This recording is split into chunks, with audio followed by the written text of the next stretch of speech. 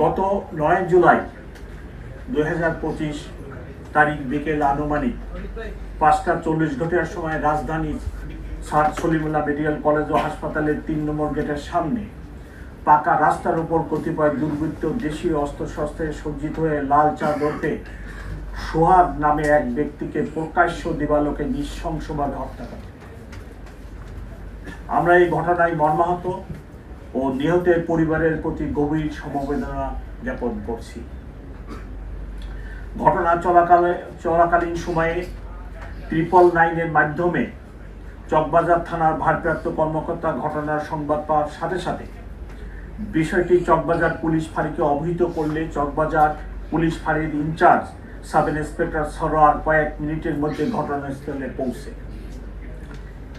সেখানে গিয়ে পুলিশ দেখতে পায় অভিযুক্তরা একটা মবের পরিবেশ তৈরির চেষ্টা করছে। চাঁদাবাজদের জায়গা নাই, ব্যবসায়ীদের ভয় নাই, এরকম স্লোগান দিচ্ছে। এই অবস্থায় চকবাজার থানা পুলিশ ফাঁড়ি ইনচার্জ সাব ইন্সপেক্টর সরোয়ার ঘটনাস্থল থেকে সন্দিগ্ধ মাহমুদুল হাসান মহিন এবং ঘটনাস্থলের পার্শ্ববর্তী এলাকা থেকে রবিন নামে অপর একজনকে গ্রেফতার করে। পরবর্তীতে প্রত্যক্ষদর্শীদের বর্ণনা ও ঘটনাস্থলের সিসিটিভি ফুটেজ বিশ্লেষণ করে আরো 7 জনকে গ্রেফতার করা হয়। মোট গ্রেফতারের সংখ্যা 9। উল্লেখ্য যে ভিকটিম সোহাগকে উপর্যুপরি পাথর নিক্ষেপ করা ব্যক্তিকে চিহ্নিত করা গেলেও সেই সময় তার পরিচয় শনাক্ত করা যায়নি।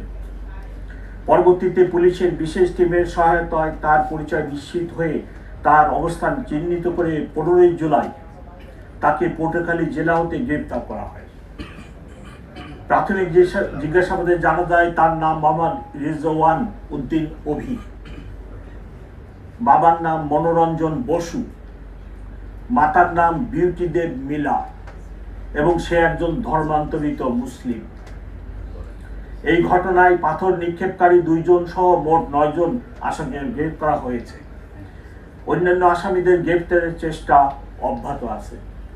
এই হত্যাকাণ্ডের প্রকৃত রহস্য উদ্ঘাটনের জন্য ধৃত আসামিদের রিমান্ডে এনে জিজ্ঞাসাবাদ চলছে।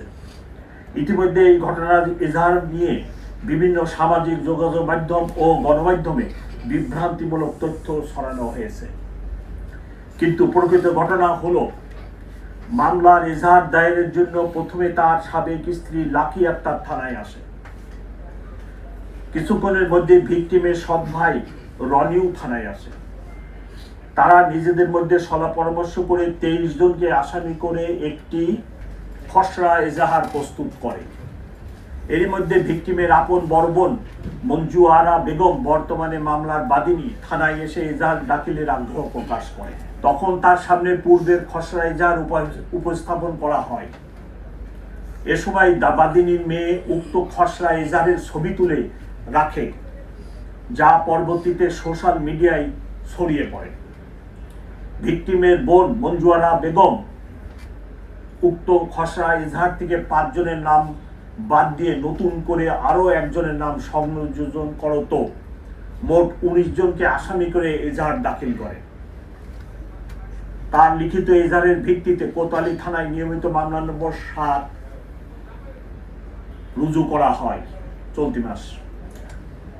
উল্লেখ্য যে কোনো ঘটনার এজাহার একটি প্রাথমিক তথ্য বিবরণী মাত্র।